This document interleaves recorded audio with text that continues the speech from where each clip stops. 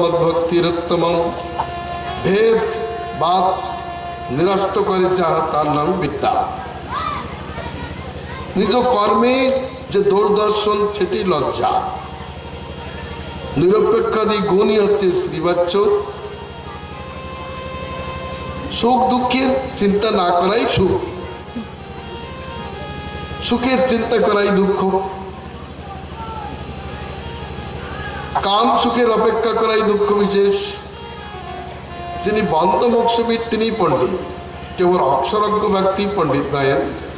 বন্ধন কিসে হয়, মুক্তি কিসে হয়, ইহা যিনি জানেন তিনি প্রকৃত পণ্ডিত।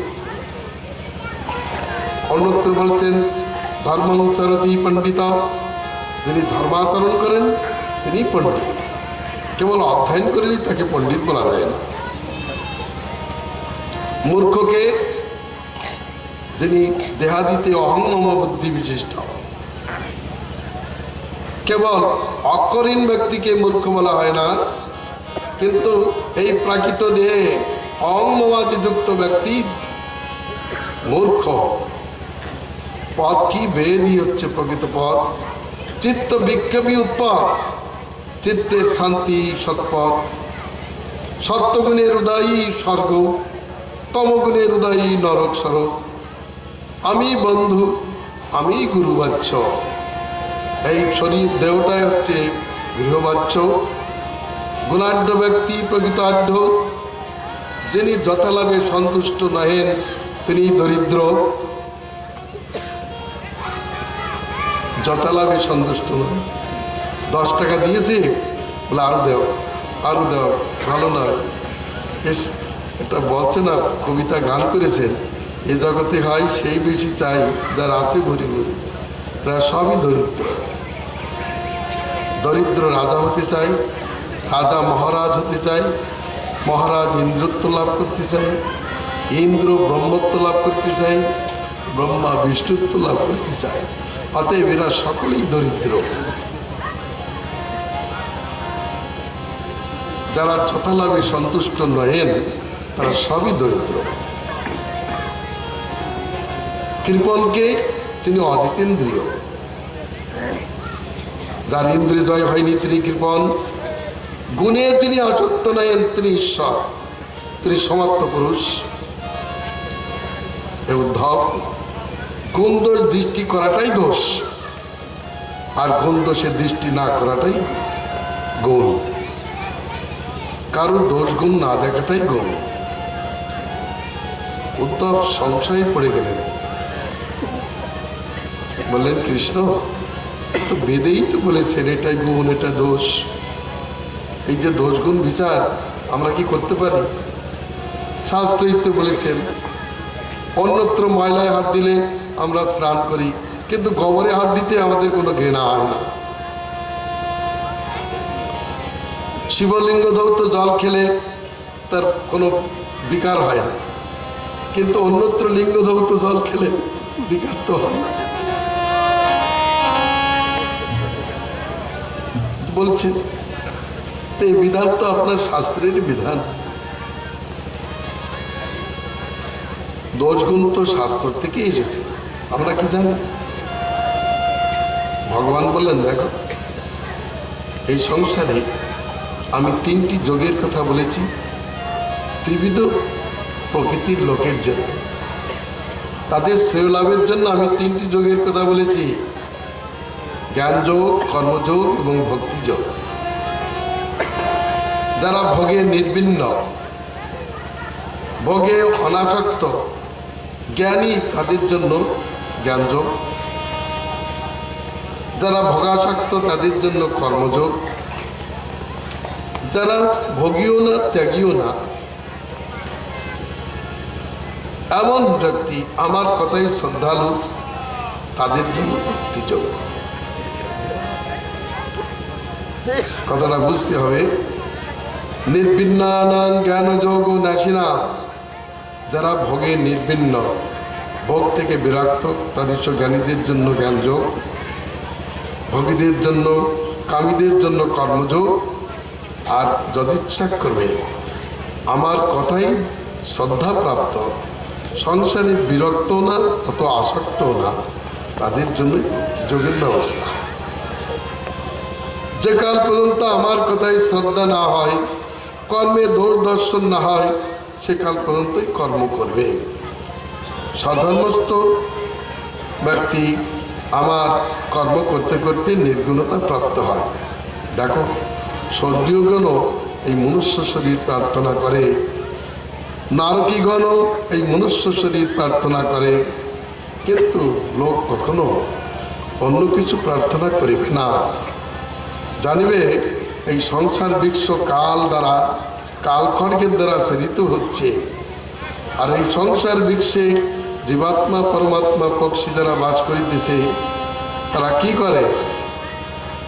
কোনো বৃক্ষ ছেদিত হইতে থাকিলে যেমন সেই বৃক্ষে বাসকারী পক্ষীগণ ওই বৃক্ষ পরিত্যাগ করে অন্যত্র যায়া শান্তিপ্রাপ্ত হয়, তদ্রূপ নিরন্তর কাল খড়গের দ্বারা এই সংসার বৃক্ষ বল ছেদিত হতে থাকিলে জীব অন্যত্র যায়া শান্তি লাভ করিতে পারেন। উদ্ধব জেনে রাখো, নিদেখ মদ্যম সুলভম সুদুর্লভম প্লবং সুকল্পং গুরুকর্ণধারম ময়ানুকূলেন নমস্যতে ঋতম প্রমাণ ভবাব্ধিম ততরে স্বয়াত্মহা। এই মনুষ্য শরীরটি সর্বফলপ্রদ, আদ্যম আদাতিথি আদ্যম। যেমন একটি ক্ষেতে কৃষক ধান আদি অনেক কিছু ফলাতে পারেন, তেমনি এই দেহক্ষেত্রের দ্বারা জীব ধর্ম অর্থ কাম মোক্ষ কৃষ্ণ প্রেম আদি সাধন করিতে পারে। এই জন্য এই দেহটি কি বলে? আদ্য। ভারতবর্ষে আমরা পিতামাতা হইতে সুলভে কি প্রাপ্ত হয়েছি, কিন্তু বহু দুঃখের পরে প্রাপ্ত হয়েছে। ৮০ লক্ষ জনিতে বহু দুঃখ ভোগের পর এই দেহ প্রাপ্তি হয়েছে। এই দেহটি সংসার সিন্ধু পরপারে যাওয়ার জন্য উপযুক্ত সুকল্প নৌকা স্বরূপ। এই নৌকায় গুরুদেব হচ্ছেন কর্ণধার। ভগবানের কৃপানুকূল বায়ুর দ্বারা এই নৌকাটি চালিত। যে পুরুষ ব্যক্তি এই সংসারে পরপারে যান না, তিনি আত্মঘাতী। এত সুযোগেও যিনি পরপারে যান না, তিনি নিশ্চয় আত্মঘাতী, তিনি নির্বোধ। তার কোনো তত্ত্বজ্ঞানই নাই। সংসার সমুদ্রে পড়ে রয়েছে, এখান থেকে উঠতে চায় না, এখানেই থাকতে চায়। অতএব তারা নির্বোধ। ভগবান জীবের উদ্ধারের জন্য কত ব্যবস্থা নিয়েছেন। এই মনুষ্য শরীরটি পরপারে যাওয়ার একটি উত্তম নৌকা স্বরূপ। সুপক্কা হরিভক্তি তরুণী ভবতারণে গুরুরেব পরব্রহ্ম কর্ণধার স্বরূপক।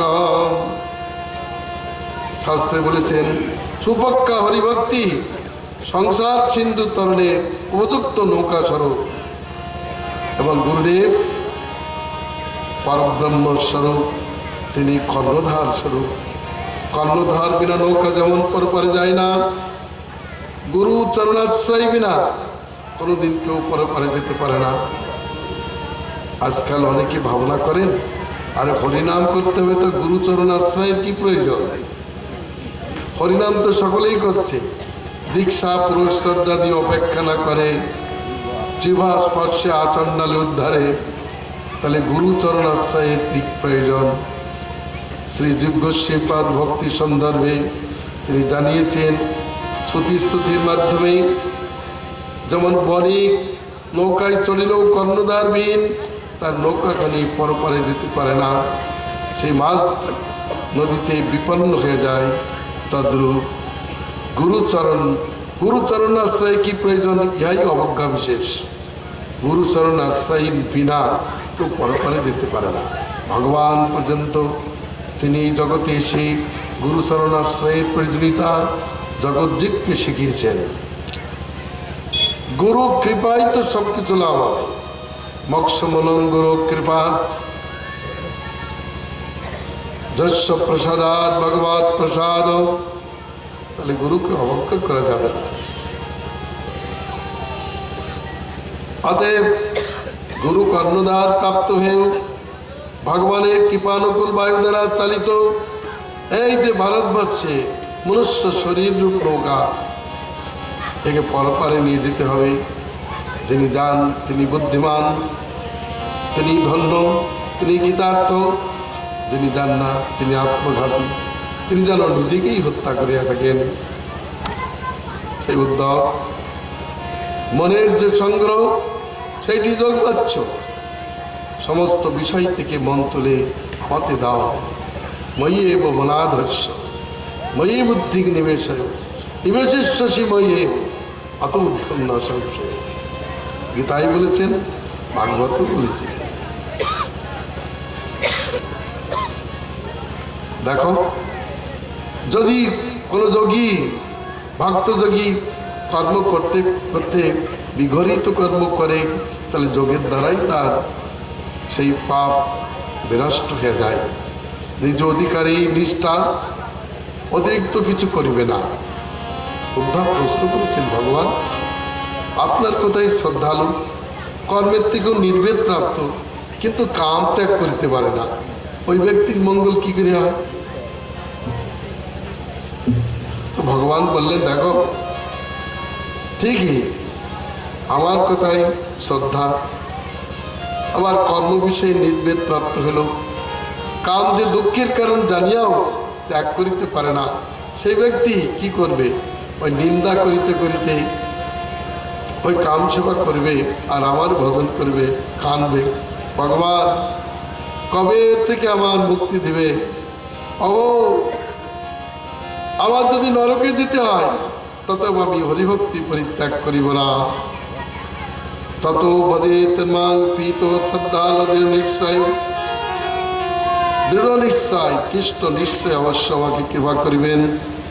এই কাম প্রবৃত্তি থেকে, দুরাত্ম থেকে আমাকে রক্ষা করিবেন। অতএব দৃঢ় শ্রদ্ধা সহকারে ভজন করিতে করিতে কি হয়? ওই ভজন যোগে ভগবান হৃদয়স্থ হয়ে তার কামকে দূরে ফেলিয়া দেন। প্রত্যেন ভক্তি যোগেন যদ ভজ ভজত মনে কামাখিদজ্জনচ্ছন্তি সর্বে বহি হৃদয় স্থিতে।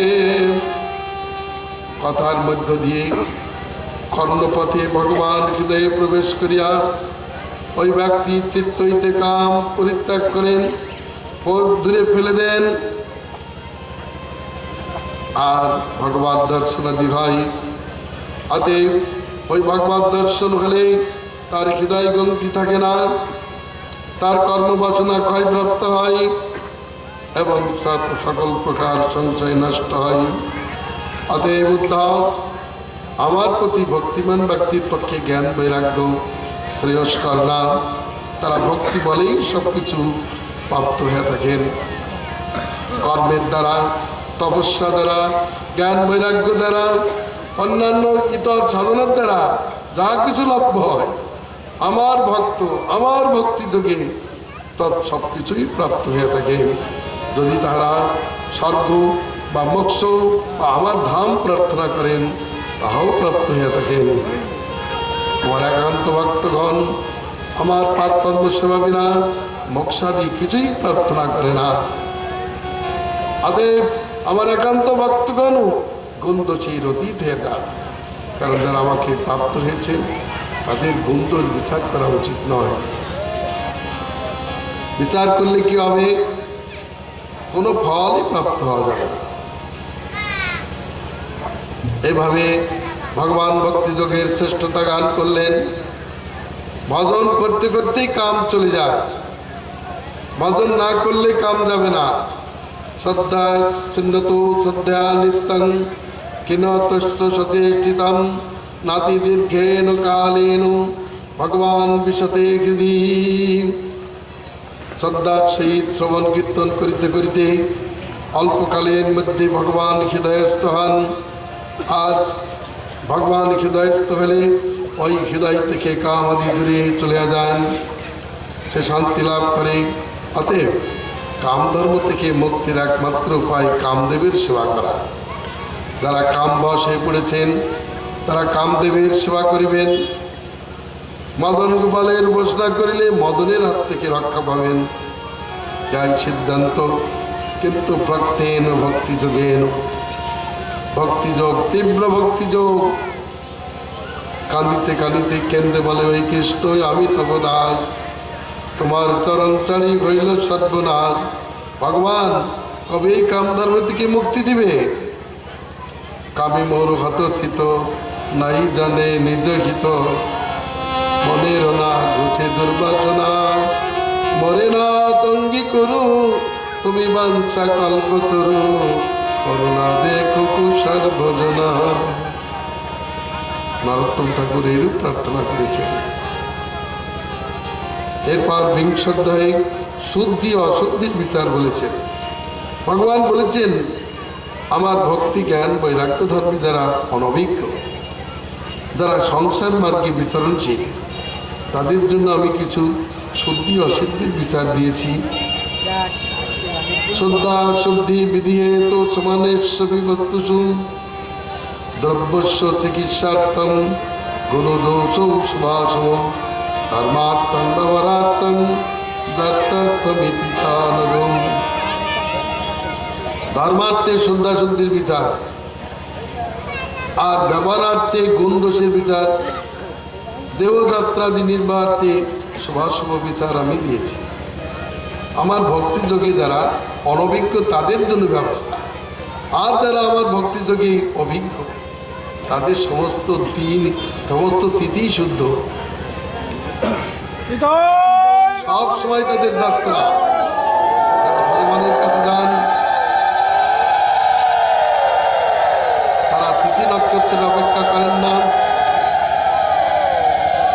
যে কালে ভগবান বংশীধ্বনি করেছিলেন, গোপীগণ সন্ধ্যাকালে যাত্রা করেছিলেন গোবিন্দের কাছে।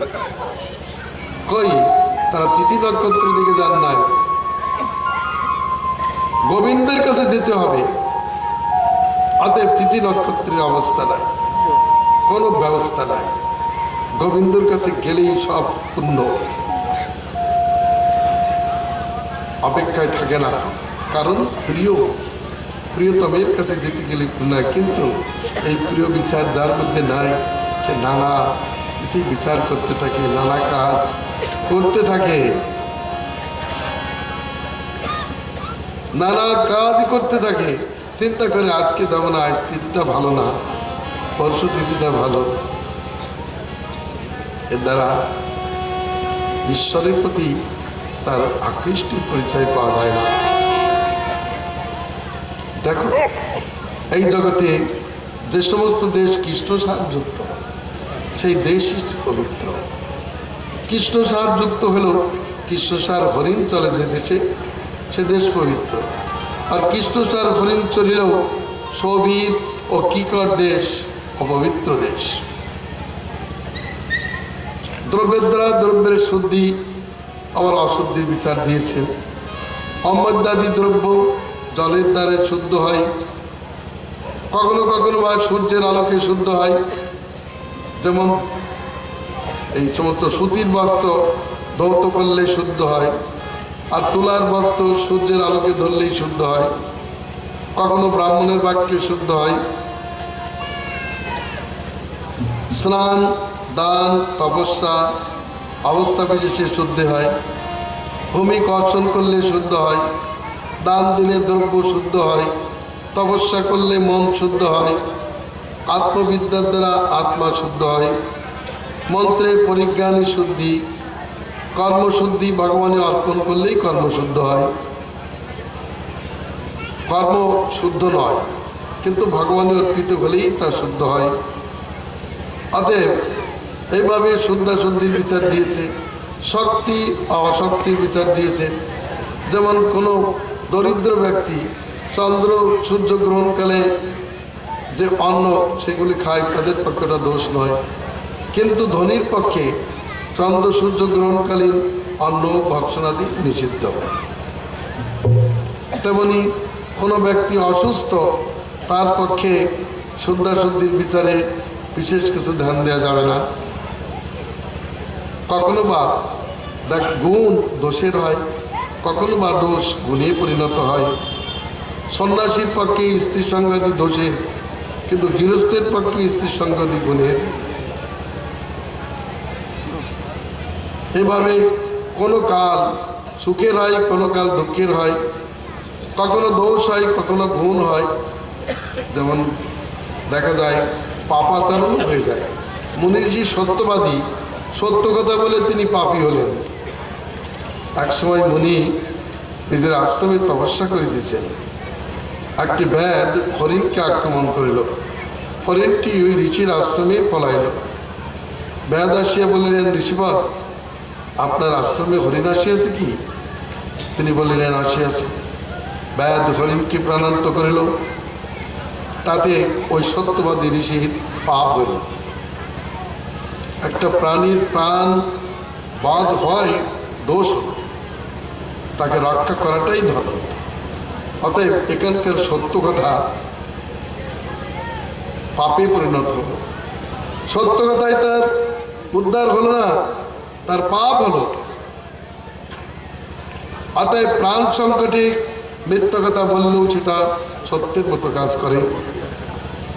শুদ্ধি অশুদ্ধির বিচার অনেক প্রকার থাকলেও তবে উদ্ধার যাহার থেকে নিবৃত্ত হবে, তবেই মঙ্গল হবে। এই বিষয় জগতের প্রত্যেকটি বিষয় থেকে যত নিবৃত্ত হওয়া যায় ততই মানুষ শুদ্ধ হতে পারে। আর সব কিছু বিচার করে করবে, যে কৃষ্ণ ভক্তির অনুকূলে যা স্বীকার করবে, প্রতিকূল হলে সেগুলিকে পরিত্যাগ করে চলবে। বেদবাদ, বেদ পরোক্ষ ধর্ম। বেদ অনেক কথা বলেছেন, কারণ একটি ডিসপেন্সারিতে অনেক ঔষধ থাকে, কিন্তু একজনের জন্য নয়, অনেক রোগীর জন্য অনেক ঔষধের ব্যবস্থা। কিন্তু তার মধ্যে থেকে বিজ্ঞ ব্যক্তি তার উপযোগী যে ওষুধ সেটা স্বীকার করে। তদ্রূপ বেদে অনেক কথা আছে, বেদের অধিকারী অনেক, তার মধ্যে থেকে হরিভক্তি সিদ্ধির অনুকূলে যেগুলি স্বীকার্য সেগুলি স্বীকার করিবে, তাহলেই বুদ্ধিমান হবে। সর্বত্র সারমাধার বেদে বলেছে বলে সব কথাই আমাকে শুনতে হবে না, আমার যেটি প্রয়োজন সেটি গ্রহ্য হবে, তাহলে বুদ্ধিমান হবে। ভগবান বলেছেন, আমি বেদশাস্ত্রে ধর্মরূপে যা বলিয়াছি তার দোষ গুণ বিচার পূর্বক। আমার ভক্তি যদি একান্ত অন্তরায় হয়ে যায়, তাহলে গুণ বস্তু গুণধর্ম পরিত্যাগ করে আমাকেই ভজন করিবে, তাহলে তিনি সপ্তম হবেন। আমার কৃষ্ণ প্রয়োজন, আমার ধর্ম প্রয়োজন না, আমার অধর্ম প্রয়োজন না। গোপী বলছেন, শ্রীমতী রাধারানী বলছেন, কৃষ্ণ বলেছেন যে রাধে, তুমি তো আমাকে ভজন করছো, লোকে তোমাকে নিন্দা করছে, তোমাকে কলঙ্কিনী বলছে, তুমি আমার ভজন করো না। তো বলছে, তোমার লাগিয়া কলঙ্কের হার গলায় পরিতে সুখ। আমি সতী কি অসতী তোমার বিদিত, পাপ পুণ্য নাহি জানি। চণ্ডীদাস কহে, পাপ পুণ্যময় তোমার চরণ দুখানি। তোমার চরণ ভোজে যদি আমি অসতী হলাম, তাতে আমার দুঃখ নাই। তোমার চরণ ভজন করে যদি আমি সতী হই, তাতেও আমার আনন্দ নেই। তোমার চরণই আমার প্রয়োজন। পাপ পুণ্যের জন্য তারা চলে না। ব্রজের গোপী তারা অধর্মকে আশ্রয় করে গোবিন্দের কাছে এসছে, অধর্মই তাদের ধর্ম। কথাগুলো বুঝবার ক্ষমতা এই জগৎ লোক জীবন নাই। মানুষ ধর্মকে আশ্রয় করে ভগবানের কাছে যাওয়ার জন্য, গোপী অধর্মকে আশ্রয় করেছে গোবিন্দের কাছে যাওয়ার জন্য। কারণ সংসার তাকে ছাড়ে না। যদি বলে, বৌমা কোথায় চলেছ, আমি একটু কৃষ্ণের কাছে যাচ্ছি, যেতে দেবে না। গোপী বললেন, আমি যমুনায় জল আনতে যাচ্ছি।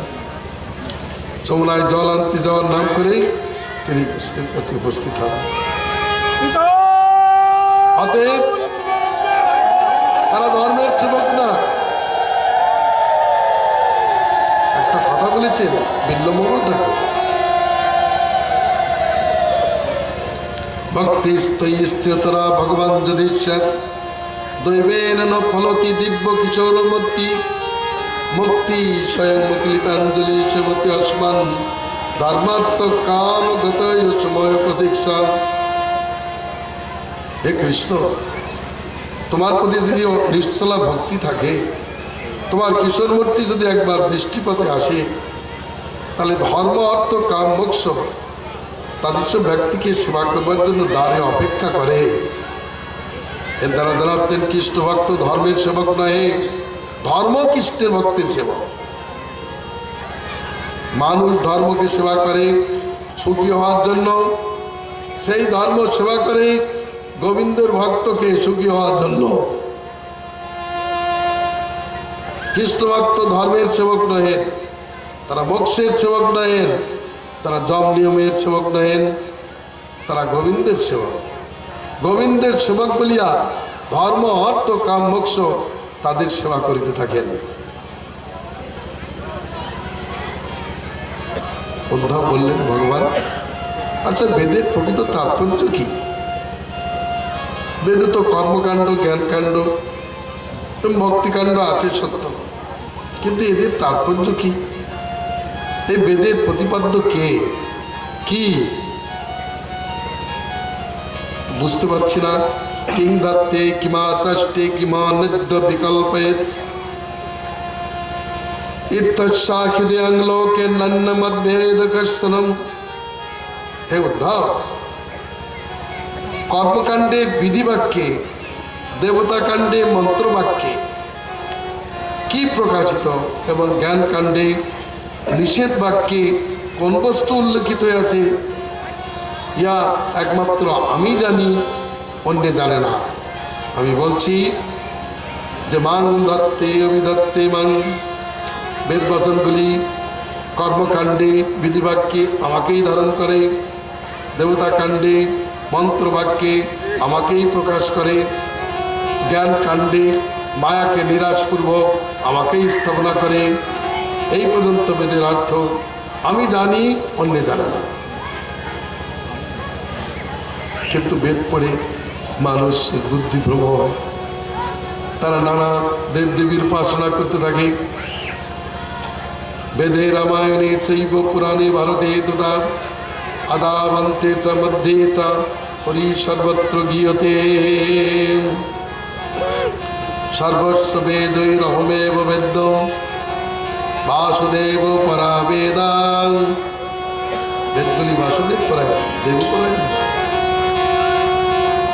বেদের উদ্দেশ্য একমাত্র ভগবান, তাই সেই কৃষ্ণ চৈতন্য মহাপ্রভু বলেছেন, অন্যয় ব্যতিরেক কিংবা মোক্ষ গৌণ ভিত্তি ভেদে বেদের প্রতিজ্ঞা কেবল কহে কৃষ্ণকে।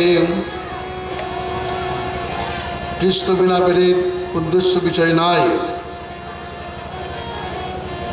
উদ্ধব প্রশ্ন করেছেন, ভগবান তত্ত্ব সংখ্যা কত প্রকার? নানা মুনি নানা প্রকার বলিয়া থাকেন, আপনার মতে তত্ত্ব সংখ্যা কত প্রকার? আপনি প্রকাশ করুন। কপিল দেব 28টি তত্ত্বের কথা বলিয়াছেন। কোন ঋষি 9 তত্ত্ব, কেউ বা 10, কেউ বা 11। ভগবান বললেন, দেখো এই ঋষিগণ কেউ সংক্ষিপ্তভাবে, কেউ বা বিস্তারিতভাবে বলেছে, তবে এদের বাক্য মিথ্যা নয়। বিদুষাং কি মশৌবনম, যারা বিদুষ পণ্ডিত তাদের বাক্য অশোভনীয় নয়। জেনে রাখো, এক একজন এক এক প্রকারে বললেও যাতে বিশেষ হতে আছে।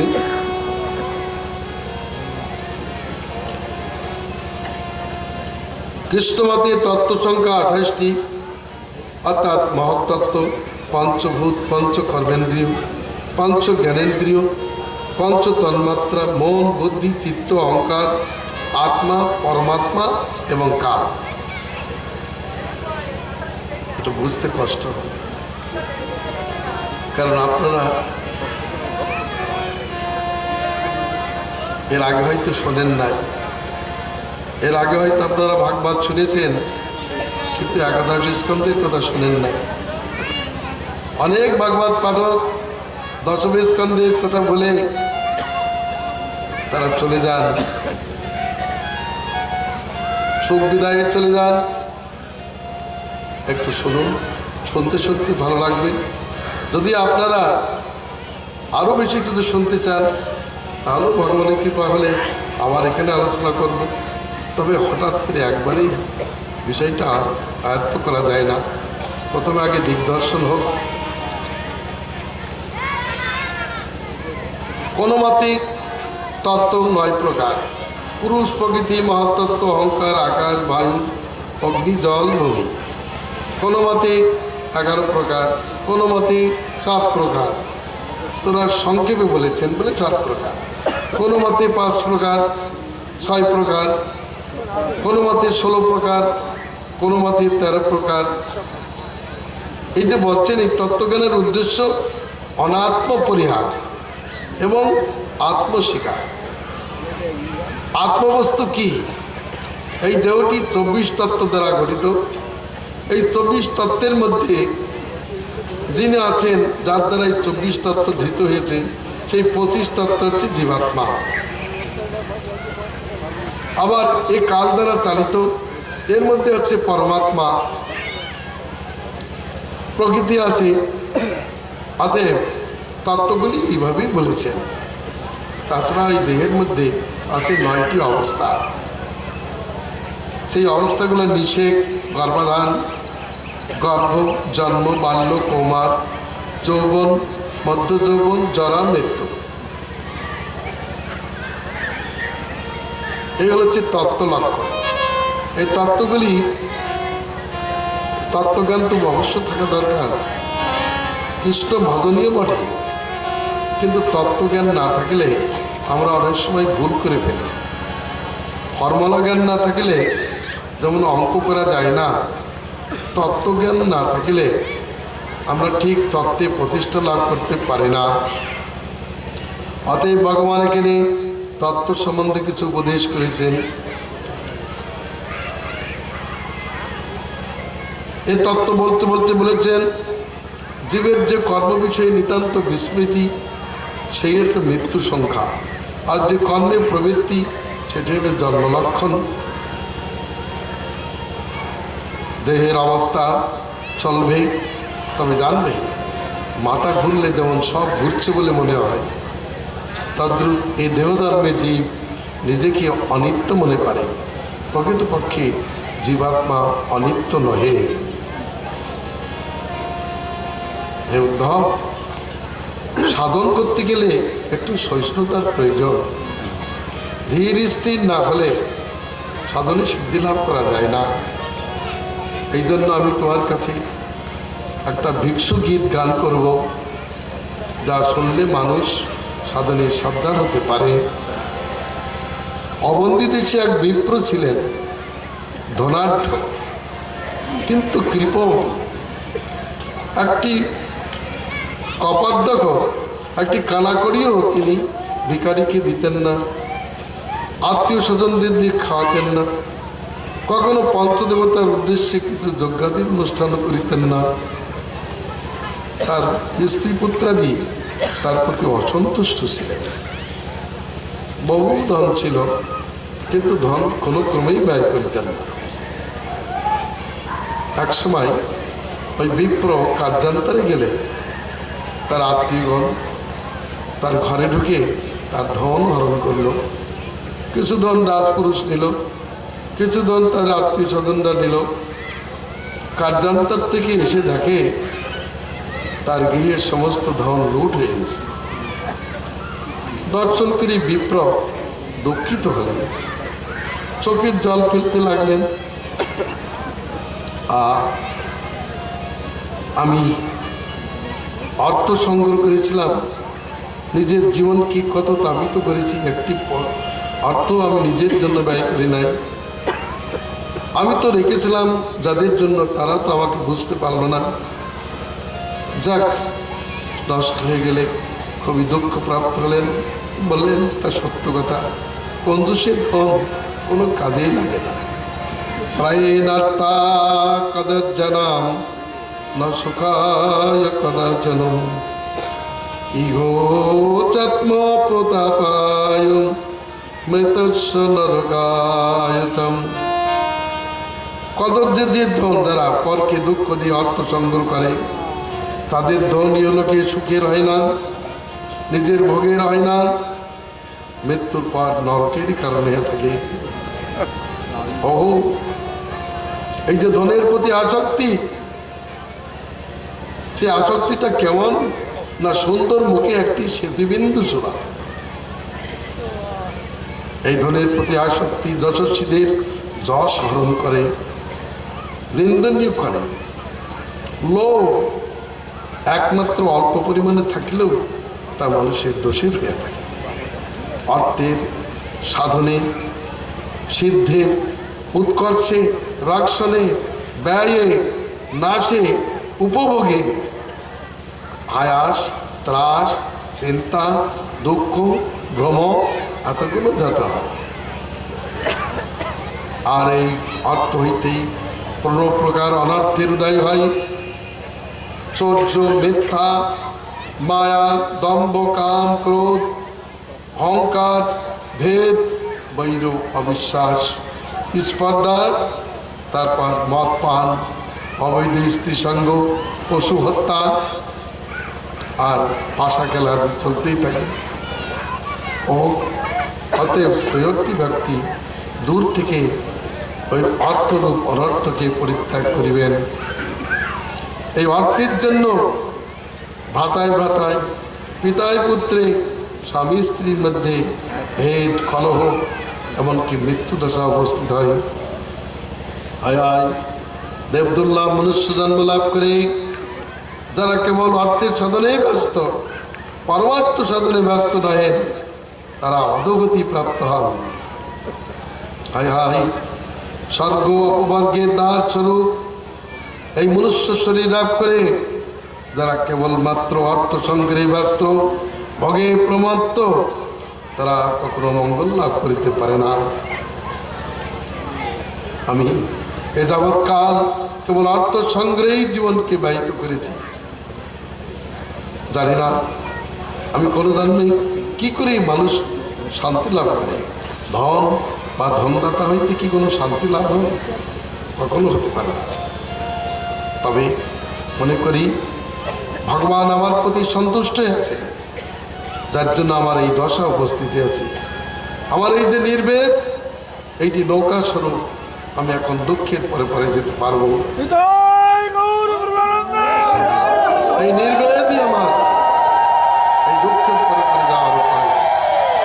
আমি এই সংসারে আর থাকবো না। এই বলিয়াই তিনি সংসার পরিত্যাগ করিলেন। আমার যতটুকু পরমায় আছে, এই পরমায়ু যুগে আমি ভগবানের আরাধনা করি। আমি শুনেছি এক মুহূর্তকাল ভগবত ধ্যান করি খট্টাঙ্গ মহারাজ ভগবত ধাম প্রাপ্ত হয়েছে। আমিও সেই ভগবত ধ্যানে নিজের জীবনকে অতিবাহিত করব। ইয়া বলিয়াই তিনি সন্ন্যাস গ্রহণ করিলেন। সন্ন্যাস গ্রহণ করলেন, মৌন বৃত্তি অবলম্বন করিলেন, ভিক্ষার দ্বারা জীবিকা নির্বাহ করিতে লাগিলেন। কিন্তু দুরাত্মাগণ তার পর অত্যাচার করিতে লাগিল। দুরাত্মাগণ আছে, তার অত্যাচার করতে লাগল। কেউ তার দণ্ড করে নিল, পরে ভণ্ড আবার দণ্ড ধরেছে। হ্যাঁ, কঞ্জুস আবার সাধু সেজেছে। যে কঞ্জুস সে আবার সাধু সেজেছে, আবার ধ্যান করছে। কার ধ্যান করছে? ধনের ধ্যান করছে না কার? তার কানের ভিতরে বড় বড় কথা বলে দিত, তার গায়ে প্রস্রাব করে দিত, থুতু লাগাতো। ভণ্ড সত্যসার, এই তুই কি অসার নাকি? তার ধ্যান ভেঙে দিত। ভিক্ষা করে ভোজন করতে বসলে তার পাত্রে প্রস্রাব করে দিত, তথাপি তিনি কিছুই বলতেন না। দণ্ড কমণ্ডল সব কেড়ে নিয়েছে, তথাপি তিনি কিছুই বলতেন না। তিনি একদিন বললেন, এই জনগণ দেবতা এরা কেউই আমার দুঃখের কারণ নয়। আমার দুঃখের কারণই হচ্ছে আমার মন। মনেই দুঃখের উদয় হয়। মন তার সংযত, তার কোনো দুঃখ নেই। যোগের লক্ষণই হচ্ছে মন সংযম। যার মন সমাহিত, তার সব দিক শূন্য, তার সব দিক আনন্দময়। আর যার মন সমাহিত হলো না, দান ধর্মাদির অনুষ্ঠান দ্বারা তার কি কার্য হইবে? এই জনগণ আমার দুঃখের কারণ নয়, কারণ জিহ্বা দ্বারা, দন্ত দ্বারা জিহ্বাকে দংশন করলে কার কত কুপিত হবে? এই দেবতাগণ আমার দুঃখের কারণ নয়, আত্মাও দুঃখের কারণ নয়, গ্রহ নক্ষত্রগুলি দুঃখের কারণ নয়, কর্ম দুঃখের কারণ নয়, কালও দুঃখের কারণ নয়, কিন্তু মনই দুঃখের কারণ। অতএব তিনি মনকে সংযত করলেন, তার উপরে কোনো দোষারোপ করিলেন না। এতান চ আস্তাই পরাত্মনিষ্ঠা আদাচিতাং পূর্বতময়েমাচিভি অহং তরিষ্যামি দুরন্ত পারং তমো মুকুন্দন্দ্রে নিষেব জৈব। যা বলি আই, তিনি সন্ন্যাস আশ্রম গ্রহণ করলেন। তিনি বলিলেন, পূর্বতম মহর্ষিগণ কর্তৃক অধ্যাসিত এই পরমাত্মা নিষ্ঠারূপ সন্ন্যাসকে আশ্রয় করিয়া মুকুন্দের পাদপদ্ম সেবা করিয়া আমি দুরন্ত দুঃখ সমুদ্রের, সংসার সমুদ্রের পরপারে যাইব। শ্রীমান মহাপ্রভু সন্ন্যাসকালে এই শ্লোক পড়েই বলেছিলেন, প্রভু কহে সাধু হেই ভিক্ষুক বচন মুকুন্দ সেবন ব্রত কইল নির্ধারণ মুকুন্দ সেবা মাত্র বেশ ধারণ পরাত্মা নিষ্ঠ মাত্র বেশ ধারণ মুকুন্দ সেবায় হয় সংসার কারণ। আমি সেই বেশ করেছি, এবার আমি বৃন্দাবনে যে আমি নিভৃত বসে হরিভজন করব। এই বলে তিনি বৃন্দাবন যাত্রা করেছিলেন। কা মোর প্রাণনাথ মুরলী বদন, কা যাও কাহা পাও ব্রজেন্দ্র নন্দন, কারে জানাবো কিবা জানে মোর দুঃখ, ব্রজেন্দ্র নন্দন বিনা কাটে মোর দুঃখ। সেই বিপ্র এইভাবে বিচরণ করিতে লাগিলেন। ভগবানের করুণা লাভ হলো। তাই বলছেন, উদ্ধব সাধন ভজন করতে গেলে সাধুদের প্রতি অত্যাচারের অন্ত থাকে না। এই সংসারে তিনটি প্রাণীর প্রতি অকারণ তিনজন শত্রুতা করিয়া থাকে, সাধু, হরিণ এবং মৎস্য। হরিণগণ বনে বিচরণ করে, ব্যাধ তাকে বিদ্ধ করে। জলের ভিতরে স্বাধীনভাবে মৎস্য বিতরণ করে, জেলে তাদেরকে প্রাণান্ত করে। আর সাধু নিজের আশ্রমে বসেই ভজন করেন, কিন্তু দুর্জনগণ তার উপর অত্যাচার আরম্ভ করে। এবার পরীক্ষা বিশেষ, ভগবানের কাছে যেতে গেলে পরীক্ষা দিতে হবে। এই জগৎ সংসারে পরীক্ষার অন্ত নাই। ভগবানকে ভালোবাসলে, ভগবানের মার্গে চলিতে গেলে অনেক বিঘ্ন। ইয় ভক্তি মার্গ কোটি কণ্টক রুদ্ধ। দেখুন সংসারের রীতি, আপনি হরিভজন করবেন না, সকলে আপনাকে ভালোবাসবেন। আর হরিভজন করলে আপনি শত্রু হয়ে যাবেন, তাদের চক্ষুশূল হয়ে যাবে। তারা তখন নানা প্রকারে অন্যায় অত্যাচার করতে থাকে। ভাগবত শিক্ষা দিলেন, অতএব হে উদ্ধব, তুমি আমাকে চিত্ত ধারণ করো, অন্যান্য বিষয়ে ধ্যান দিও না। সহিষ্ণু না হলে সাধনে সিদ্ধি লাভ করিতে পারবে না। এরপর আমি তোমাকে সাংখ্য বিষয় উপদেশ করব, যা শ্রবণ করলে উৎপত্তি এবং প্রণয় বিষয়ে তুমি দিব্য জ্ঞান লাভ করিতে পারিবে। সাংখ্য কি? সম্যক প্রকারের তত্ত্বজ্ঞানকে খ্যাপন করে যা, তার নামই সাংখ্য। কিভাবে জগৎ সৃষ্টি হয়েছে আর কিভাবে জগৎ লয়প্রাপ্ত হয়, এইটি হচ্ছে সাংখ্যযোগ বিশেষ। ভগবানের দৃষ্টিপাতে মায়া হইতে মহত্তত্ত্বের জন্ম হয়, কাল বসে মহত্তত্ত্ব বিকার প্রাপ্ত হয়। তার থেকে অহংকার তত্ত্বের প্রকাশ হয়। অহংকার ত্রিবিধ, সাত্ত্বিক অহংকার হইতে 10টি দেবতার প্রকাশ হয়, রাজসিক অহংকার হইতে 10টি ইন্দ্রিয় প্রকাশ হয়, তামসিক অহংকার বিকার প্রাপ্ত হয়ে শব্দ গুণযুক্ত আকাশকে প্রকাশ করে। আকাশ বিকার প্রাপ্ত হলে তার থেকে স্পর্শ গুণযুক্ত বায়ুর জন্ম হয়। বায়ু বিকার প্রাপ্ত হলে রূপ তন্মাত্রা যুক্ত অগ্নির প্রকাশ হয়। অগ্নি বিকার প্রাপ্ত হলে রস তন্মাত্রা যুক্ত জলের প্রকাশ হয়। জল বিকার প্রাপ্ত হলে গন্ধ তন্মাত্রা যুক্ত ভূমির প্রকাশ হয়। আবার এই সমস্ত তত্ত্বগুলি মহাবিষ্ণুর সন্নিধানে আবার ব্রহ্মাণ্ড রূপ ধারণ করে। আবার এদের থেকেই চতুর্বিধ প্রাণীর সৃষ্টি হয়। চতুর্বিধ প্রাণীর সৃষ্টি হলেও আবার দেখা যায় যে জগৎ সমাপ্তিকালে সংকর্ষণের মুখাগ্নি থেকে সমস্ত জগৎ ধ্বংস হয়ে যায়, পুড়ে যায়। জল তখন অন্নের যে রস তা জলে লয়প্রাপ্ত হয়ে যায়। অন্নে প্রলয়তে মত্ত, সমস্ত মত্ত দেহধারীরা অন্নে লয়প্রাপ্ত হয়। অন্ন ধানাদিতে লয়প্রাপ্ত হয়, ধান ভূমিতে লয়প্রাপ্ত হয়, ভূমি গন্ধগুণে লয়প্রাপ্ত হয়, গন্ধগুণ জলে লয়প্রাপ্ত হয়, জল রসে লয়প্রাপ্ত হয়, রস অগ্নিতে লয়প্রাপ্ত হয়, আর অগ্নি রূপে লয়প্রাপ্ত হয়, রূপ বায়ুতে লয়প্রাপ্ত হয়, বায়ু স্পর্শে লয়প্রাপ্ত হয়, স্পর্শ শব্দে লয়প্রাপ্ত হয়, আকাশে লয়প্রাপ্ত হয়, আকাশ শব্দে লয়প্রাপ্ত হয়। এবার ওই যে শব্দ ওটা অহংকারে লয়প্রাপ্ত হয়, অহংকার মহত্তত্ত্বে লয়প্রাপ্ত হয়, অহংকার মহত্তত্ত্ব আর প্রকৃতিতে লয়প্রাপ্ত হয়, প্রকৃতি পরম পুরুষে লয়প্রাপ্ত হয়। এর নাম সাংখ্যযোগ।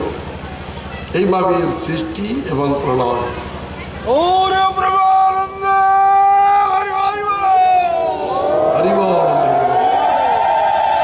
তবে উদ্ধব ভক্তি জগৎ সমাদ্গতি, যোগ তপস্যা ন্যাস, এদের মহাজনতমলোকে গতি হলো। আমার ভক্তি যোগে আমারই গতি হয়ে থাকে। আমারই গতি হলে জীব সেখান থেকে বিকার প্রাপ্ত হয় না। আর যারা আমার প্রতি ভক্তিমান তারা এই লয় ধর্মে থাকে না, এই দেহ ধর্মে তারা আবদ্ধ থাকে না। তারা অন্তিমে বিদেহ মুক্তিক্রমে দেহ ত্যাগ করিয়া আমাকেই প্রাপ্ত হয়ে থাকে। হে উদ্ধব, তোমার কাছে এখন আমি গুণত্রয় বিভাগ যোগ বলব, ত্রিবিধ গুণের পরিচয় বলব। এই দেহধারীদের মধ্যে ত্রিবিধ গুণ কিভাবে আছে এবং এদের মধ্যে শ্রদ্ধাই বা কিরূপ, কে কোন গুণ বিশিষ্ট, ও লক্ষণ দেখলেই বোঝা যাবে। সমদম তিতিক্ষা যুক্ত যারা, তারা সত্যগুণ বিশিষ্ট। কাম, মদ, তৃষ্ণা, দম্ভ, উৎসাহ বিশিষ্ট যারা, বীর্য বিশিষ্ট যারা, তারা রজগুণ প্রকৃতি।